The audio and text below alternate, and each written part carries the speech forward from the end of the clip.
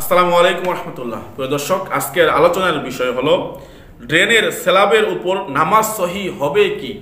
প্রিয় দর্শক, অনেক সময় দেখা যায় মসজিদ আছে, মসজিদের পাশে এরকম ড্রেন আছে, ড্রেনের উপর স্ল্যাব দেওয়া আছে।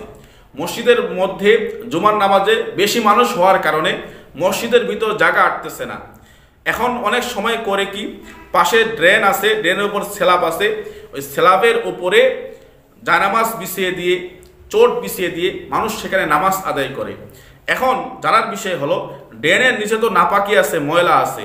কেউ যদি ড্রেনের ওই স্ল্যাবটার উপর নামাজ আদায় করে, তাহলে তার নামাজ আদায় হবে কি না।